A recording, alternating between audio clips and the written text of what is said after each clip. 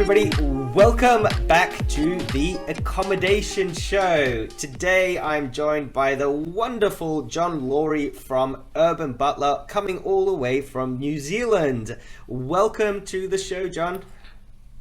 Thanks, Bart. Thanks for having me. Yeah, look, I've been super looking forward to doing this recording with you. We've known each other for 6 months, 9 months or something like that. You are one of the directors of Astra with myself and a bunch of other people, so welcome aboard. And look, you really kind of strike me as an operator that's really super enthusiastic about the industry, super enthusiastic about guests, the guest experience, super enthusiastic about building a really cool business as well. What I'd love you to do is to introduce yourself, let everybody know who you are, where you're from, a little bit about your business and how it came to be. Yeah, absolutely. Thanks very much, Bart.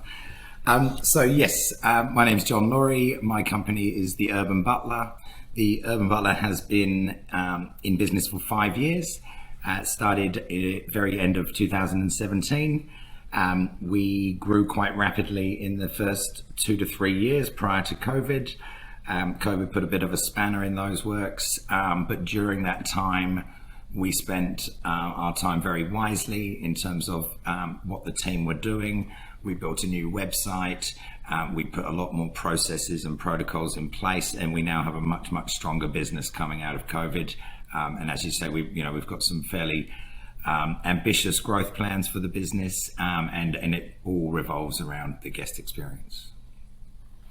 Yeah, beautiful.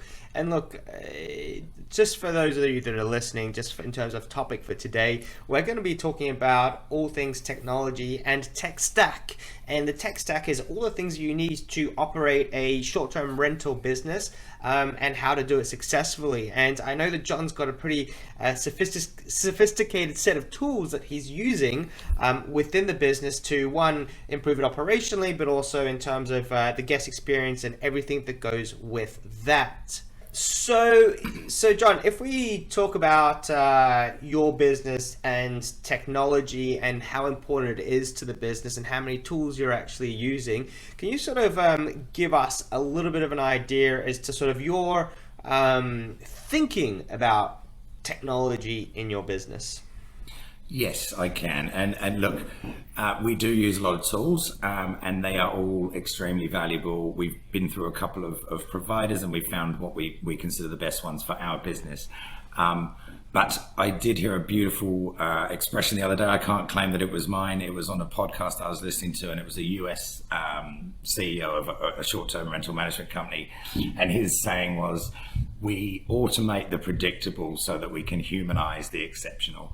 And that really just sums it up for me. That's exactly what we're doing. And that's the way that I see the future of the short-term rental industry growing, where you're an accommodation business that runs very smoothly with automated messages and all of those administration type tasks that you want to just flow through to the guest, and everything works perfectly.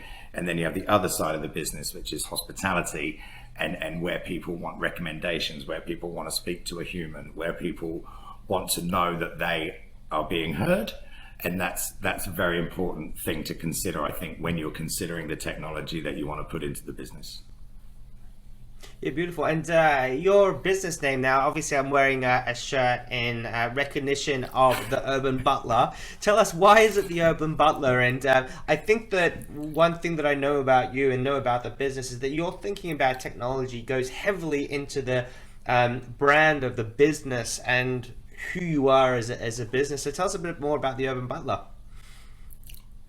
Yes, the Urban Butler, actually, it's funny, when we first started branding the company, I had some very amateur type names that I consider they were now. But my friend who was helping with the branding and the original concept came up with a couple of ideas, and the Urban Butler really stuck because it opens it up for me to provide more guest experience type related products as well. And that's something that we were really starting to develop beginning of 2020. All of that is now coming back through. So, we're looking at doing wine tours, meet the winemaker, exclusive sort of small group tours, shared offerings with people on Waiheke Island, with nice properties on Waiheke Island where they stay with us and then they go get a boat over there, stay there for the night, then come back. All those sorts of things. We're doing collaborations with restaurants where our guests get a complimentary glass of wine because they're staying with the Urban Butler. We're looking at all these other little add-ons that sort of really come under that Butler moniker. Yeah, I love it. So butler, concierge, host as well would be kind of all these different sort of terms that I would align with that branding and that meaning. Absolutely. And the history of Butler, because I did look it up obviously 5 years ago, is around the French in, I think it's sort of like the 1600s, and they had in their castles in France a boutellier, which was basically the keeper of the wine. That was the butler. That's where the original Butler name came from. I love it. It's not too much different, eh? Yeah, well, there you go. And look, we know what we're strong with, right? Which is the wine. Jon, right. So awesome. So if we think about tech stacks and we think about technology within our business, and I really want to give people sort of like all the tools that you guys use, and then we can talk about why they're important and what they do. I would love you to kind of just kick us off and give us a bit of an idea as to what you're using. Maybe we just start off with that, and then we can kind of work from there. Yeah, absolutely. Thank you. So really, the tech that I'm going to talk about in most cases is more relevant to a property management company than an individual, because to manage one or two properties, you don't necessarily need all of these tools. However, they would potentially help you. There's a cost involved and a lot of time involved as well. So may or may not be relevant for the smaller single operators. But for a company with any number of properties, over sort of 5 properties, I guess, it's imperative that you have what we call the engine room, which is our property management system and our channel management system. Now, certain providers of that software provide just one, like property management or channel management. The company that we use is Guesty, and they are a property management company system and a channel management system in one package. What that means is that we can load our properties into Guesty. They get pushed out to the various channels that Guesty connects to, which is basically all of the main ones and some more boutique ones. When we receive requests or bookings through those channels, it comes straight into our dashboard that we use every day. We can reply through there. We can set up auto messaging. We can log tasks for cleaners, tasks for maintenance, all of the little niggly administration things that you would have to manage yourself through emails and other forms of communication are all done through one dashboard. So any one of the staff that goes in, they can see whether something's been done or not, etc., etc. So it just makes everything really seamless, not only for us but for the guests. Yeah. So that the property management system, you're using it, one, to communicate with your guests.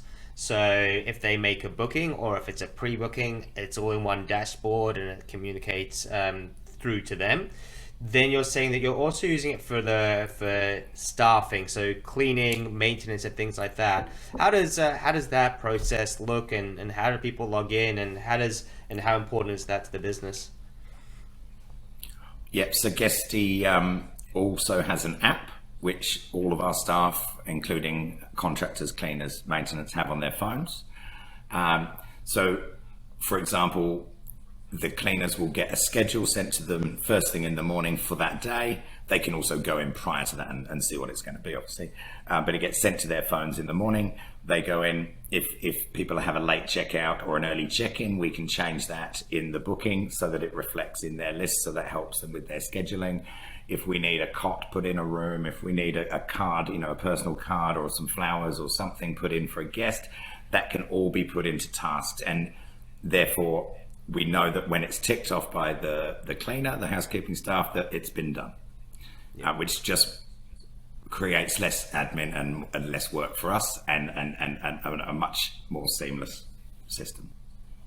And so I'll come back to maintenance in a second, but I just want to tie off on this cleaning aspect, because I know that cleaners and cleaning is probably one of the most important parts for a property manager, because I mean it just has to get done, and staffing's obviously can be an issue. So what about sort of reconciliation of payments for the cleaners? And the other question that I've got is how do you do the scheduling as well? Like, how do you know what their capacity is? Do you have to do a bit of manual processing in terms of figuring out, you know, how many locations they can cover and that sort of thing?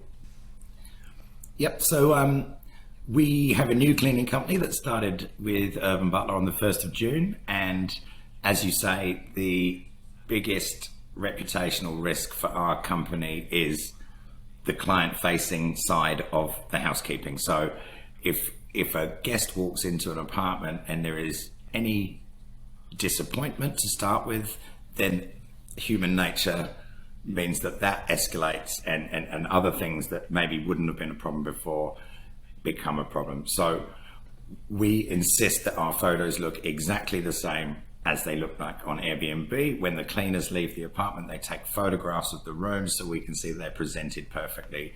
They also do an inventory check and all that sort of stuff when they're there. So if there's anything missing or broken, that we would know about that. But as far as the scheduling goes, they have all of the tools within their systems to do that for us, which also takes a lot of the pressure off of us.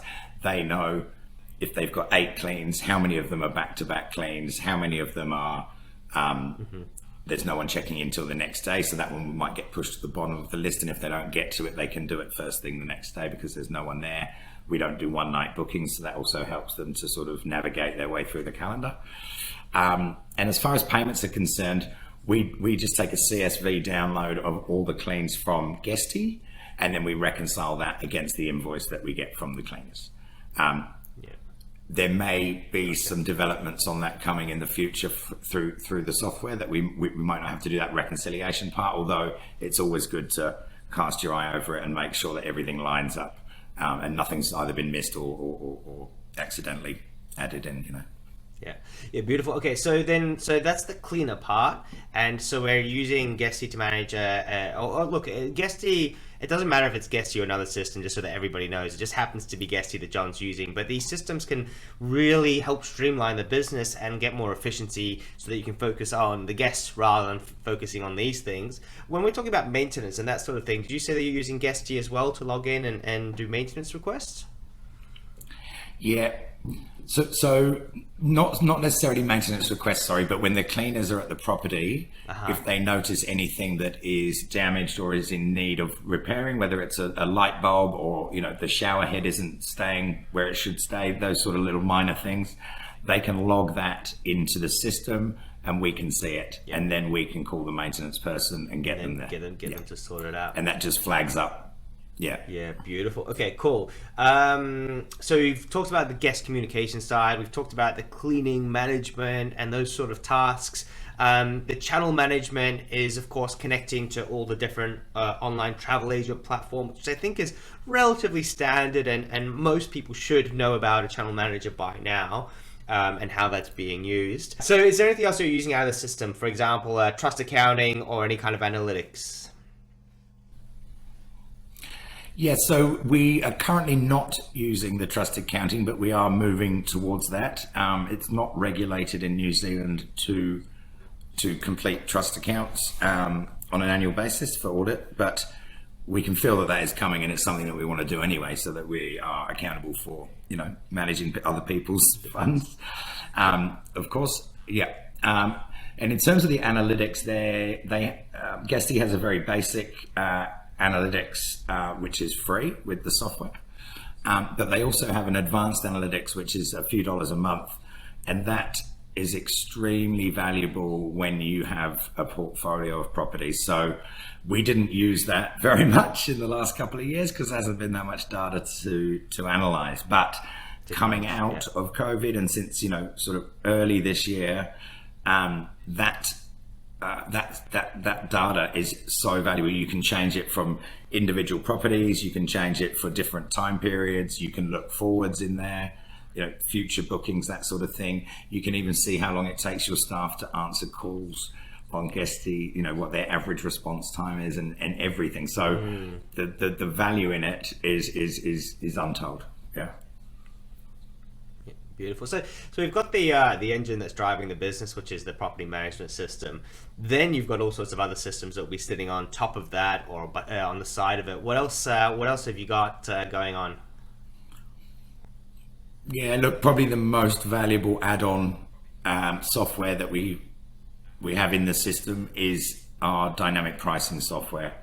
Now, when you've only got one or two properties, it can be quite easy just to go in and adjust and look at what the market's doing. You've got a bit of spare time, flick around some other Airbnbs and other short-term rentals, pick where you think you sit in that market and mark your, price your property as such.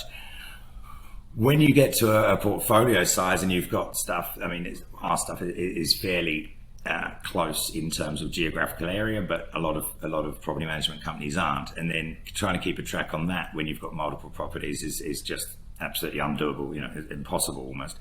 So the kind of example that I have for this one where I see the absolute value in it is the last time we had some big concerts here. So going back to November 19, but U2 played in Auckland. I'm not a U2 fan. They would have announced that concert at the beginning of 2019. I would never have known that they were coming, and our calendars are generally open for 12 months, right? So that weekend would have booked out at whatever that nightly rate was set 9 months in advance or however long. So by having that software, it looks at volume of traffic through the airport. It looks at vacation rental occupancy rates, hotel occupancy rates, day of the week, events, seasonality, all sorts of different factors, and adjusts to suit. So for that example with the U2 concert, we had one-bedroom apartments that would normally be going for $200 or $300 a night in November, just little one-bedrooms in town. They were going for $600, $700, $800 a night, purely done by the software. We don't want to be gouging per se, but we want to make the most of the market for our business and for our clients. So if demand is saying that Auckland's 90% full and this is the price, then that's what we follow with the software, and it is extremely valuable, as you can see. You wouldn't be able to do that yourself. You wouldn't be able to change them quick enough. People booking them. Yeah, and conversely, if it's a low season as well, you want to have some visibility over what pricing is like, so that it can adjust down, so you can fill that occupancy. Absolutely. You can set different rules on those pricing tools to really help sort of guide as to what you're willing to, what's going to work within your business operationally. For example, if you've got lots of cleaners, you've got lots of staff, then you're going to run it differently than if you're short on staff and short of cleaners. You want longer stays at a higher value rather than shorter stays at a lower value, that sort of stuff. Which of the tools are you using for pricing? Do you mean the software that we're using? Yeah, we use Beyond Pricing. Yeah, beautiful. Which we found very good and very responsive. We catch up with them. I think it's only once a month now, but we do an internal review every week of the pricing and how each property is pacing. And that pacing is, if you're looking between 1 and 4 bookings for each property that week, or 0 and 4, say. If you're 0 or 1, then we might drop the price by 5%. If we're 3 or 4, we might add 5% to the price. And we're just looking at that every single week, so we can see how many bookings. And sorry, when I say 1 to 4 bookings, that's any future bookings for that property. It doesn't have to be in that week, but they are made during that week for whenever they are. And that's a really good rule of thumb for us, and it helps us to find that absolute sweet spot on the curve, which is around that sort of 80 to 85% occupancy is what we say is the perfect amount. If you're over 90%, you're too cheap. If you're below 70%, 60, 70%, depending on the location of the season, but you're either too expensive or you're doing something wrong. So if we can get it to sit between 75 and 85% 80% all year round, then we're very happy. So let me just go back to the pacing thing. So you were talking about sitting down on a Monday, looking back at the previous 7 days worth of data, and then you're saying that if you had you're seeing how many bookings you had during that period, and then figuring out whether you should update your pricing because it might be too high or too low. How far ahead of time are you doing bookings? Our current, our calendars are open for 12 months, but our current forward booking window, i.e. the time that people are booking in advance of their stay, is around 60 to 70 days, which is great. I mean, during the pandemic, it was probably more like 6 or 7 days, but that just shows us that the consumer confidence is back in the market, and also that our pricing is right going forward. Yeah, beautiful. Okay. But back to the pacing. Oh shit! This internet connection is going to make so much work for us after the editors are going to make. For God's sake! Here you go. I'll do something on the pacing quickly while you think of the next one. Go on. Yeah, so if we go back to the pacing, like you say, we look at it every Monday and look at that metric of number of bookings in the last 7 days. There's quite a few other factors that you have to consider in there as well. For example, if we've got a 3-month booking in an apartment, it wouldn't have got any bookings in the last 7 days, so that one wouldn't be adjusted. If there's only very small amount of availability with lots of smaller bookings in there, then the same sort of deal applies. And then we've also got properties where maybe the owner has blocked it out for a couple of months or a month whilst they stay there. Again, we don't want to be bringing that one up or down. We just want to leave it as it is and continue to monitor it as we get closer to its vacancy. Yeah. And I think it's really interesting. I was actually working with a client this week, and we were talking about looking historically at month-on-month data, which is really useful because you can see what pace is like during June versus July versus March, right? So you're gonna have a different pace of bookings, and if you've got the year-on-year data, it's harder with COVID and pandemics and things being open and shut. But in general, you can get some really nice data, which is going to help you make some wise decisions about whether you're in trouble or whether you're not in trouble, which is the operative thing of this whole thing. Absolutely. Beautiful. Okay, so pricing tool, beyond pricing. We've got Guesty as the engine room of the business. What else, John? Yes, okay, so we have a few other add-ons. We have digital lockboxes, which we have a couple of. We're trialing them at the moment. We also have noise monitors that are in all of our apartments now, which we find very, very valuable, not only for us to ensure that the guests are behaving themselves, but also more to create trust in the communities of the buildings that we operate. And that's the most important part of it for us, is that we want everyone to have a good time. We don't want to be the noise police. We don't want to be shutting people down if they're having a couple of drinks at home with their friends at 9 p.m. But if they're annoying other residents in the building for whatever reason, whether they know they are or not, we need to know about it, because if we don't find out about it until the next day, the damage is already done. Our reputation is mud in the building, potentially, with a couple of residents or whoever's been upset by this incident. And so by promoting that to both new owners, building managers, and the guests, it creates this harmonious system where no one's going to book it if they're going to have a party and it says in the listing that we've got noise monitors. Plus, the residents are happy. They understand how our vetting system works, how the noise monitors fit into that whole booking system, and it just creates a lot of trust. And that's what we want in the areas that we operate. Yeah, look, I had one of the chaps from NoiseAware on the podcast. He was absolutely brilliant. If you are out there looking for different solutions, there's NoiseAware, there's Minute, I think it's called, or Minute, Minut, without the E, I believe. That's another option, and there are different solutions out there.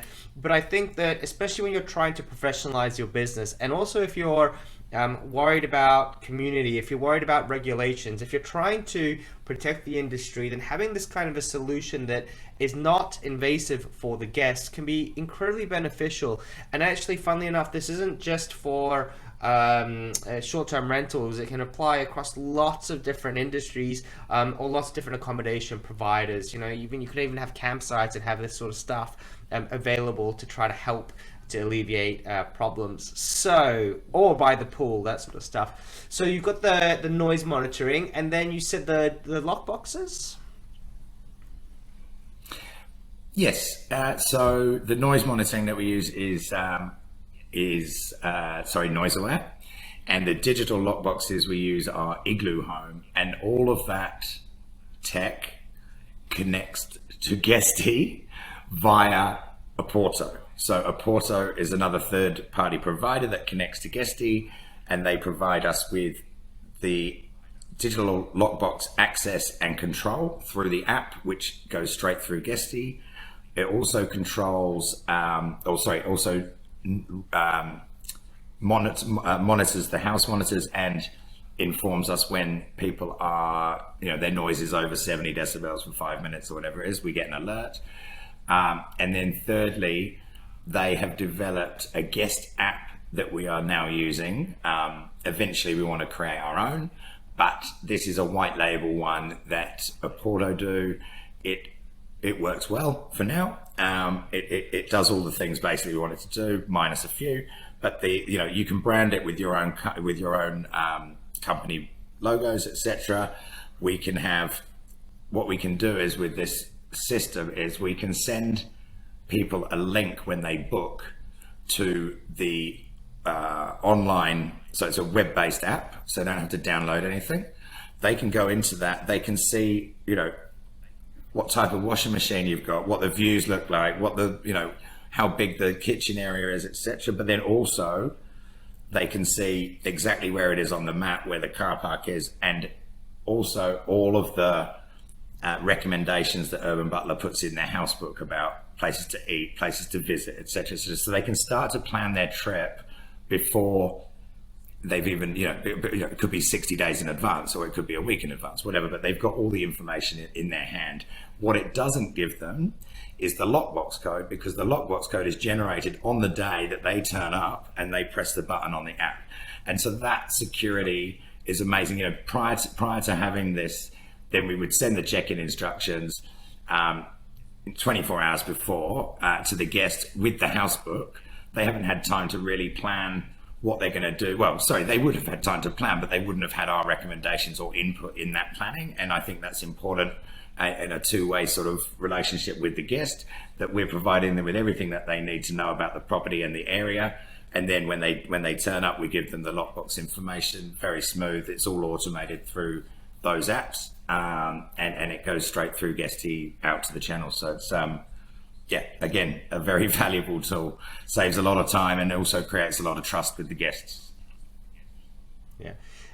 And look, it seems I'm going to have to do another edit around this. It's starting to get really choppy on my end. We're kind of coming towards the end. I'm hoping that we can push through. You might find that it's really choppy when I'm talking, but if you can figure out the question, just keep going, because we are getting the hard copy, which is getting uploaded, which right. you can then edit around. So, and just before I get on to the next question, is there any other tech in terms of this that we need to cover? No, we use Matterport, which is a 360 walkthrough video app that we can send to people that are overseas if they can't work stuff out from the photographs. It just makes it another more real trusting provider by sending them, here you go, here's the apartment, you can walk around it yourself, you can literally scroll around, you can zoom in on the bloody light fittings, whatever you want. We use that, and we've got 24/7 customer service, but that's not really tech, that's just service. Cool. All right, so we'll probably be done in the next 5 minutes, just to give you a bit of timing on this. So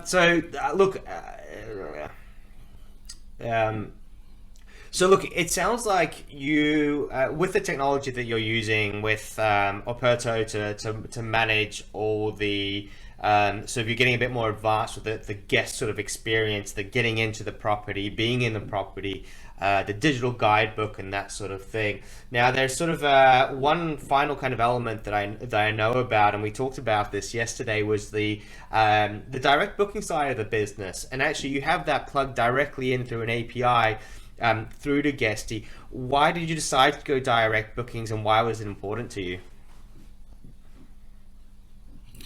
Yeah, look, but before the pandemic, our website was specifically aimed at attracting new properties, new owners, and it was a very basic Squarespace site that we put together in 2017. We wanted to spin that around for several reasons. One, we didn't want to be at the whim of the OTAs when they decide to give refunds en masse or change the way that the system operates. It also allows us to not pay their commission fees, which is also nice. But more importantly, what we thought was that, we've got some fairly ambitious growth plans for the next 2 to 3 years. And in order for us to do that, we need to be a brand. And by having just a very basic Squarespace website, that was not going to cut it. What we decided during the pandemic was that if we turn our site on upside down and we have it as a complete booking channel with one page, which is obviously dedicated to owners and new properties, by the owners clicking in to our website to see what we do, they can immediately see the properties that we have on there and the way that they're presented.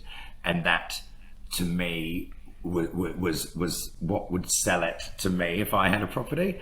I wouldn't want to go in, just read a load of bump around. Yeah, we do the cleaning, we do, we'll take all the messages and we'll give you some money at the end of the month. By going in and seeing the properties, how they're presented, how the descriptions are, the professional photography, the 360 walkthrough videos that we do, all of that stuff, it just shows to the new potential client the professionalism and what they're getting involved in, and that to me creates the brand that is the Urban Butler, and that's why we wanted to do it. It did cost a lot of money. The ROI will probably take a while to come, but the brand image and the look of the site is exactly what we wanted, and we're very happy with it. And then ultimately, the other part of that is with the guests that do book direct, you start to own that customer. Can you talk about that a bit? Yeah, so we've got a CRM, probably fits in our tech stack, which is HubSpot. And so that links again directly to all of our contact forms. It relates to all of our book a call forms. It tracks people going through the website. People can send inquiries through there, straight through the website, come through to HubSpot. And then we've got all of their details for future remarketing. If we categorize them into different lists, different groups, and then we can push out EDMs and that sort of thing, or recontact them in 6 months time to see if they're still interested. All that stuff is all saved in one nice and easy to access place. And yeah, you're right, that is a very big part of having that, of having your own site. Yeah, look, and I think that if you're looking to sell your business down the track, and also protects your business, having a very strong brand that has some sort of meaning to people. I mean, Airbnb did it, right? They created a massive brand and brand values that everybody believed in, and they own the customer. So if you can own that customer, then you create a lot of value. You can sell them more stuff all the time as well, and you can get higher margins and everything else that goes with it. The other real beauty of your website, Jon, and I'm sure that you've thought about this, is that from a marketing perspective, you can start putting real marketing dollars into it and drive traffic to your website, and then get good returns, rather than trying to drive traffic to a third-party provider where you don't get any of that benefit, right? So SEO is worth doing all of a sudden. Doing Google Ads is worth doing. Doing Facebook advertising is really worth doing. Doing media appearances is worth doing. Doing stuff like this. By the way, go to Urban Butler, the website. So good. Look, I know that there's a couple of other tools that we haven't talked about today, and I'm sure that there's other operational tools that you use within the business, but that's not the key. I think the key for everybody is, how do you, if you wanted to get into short-term rentals and start to scale, what are the different tools that you're going to need to get there? And that tech stack will only keep on developing as time goes on. And I really like the fact, Jon, that you've done a lot of the integration part. You've had some really good thinking about this, and you're doing a lot of innovation. So I really appreciate you joining me today, and kind of, it's great of you to just share everything. I mean, it's pretty confronting, right?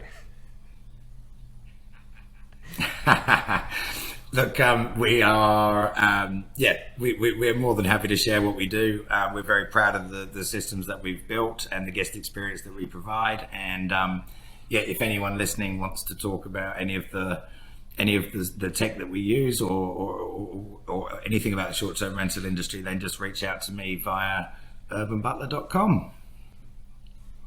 Yeah. You can also, I'm sure we can find you on LinkedIn as well. Absolutely.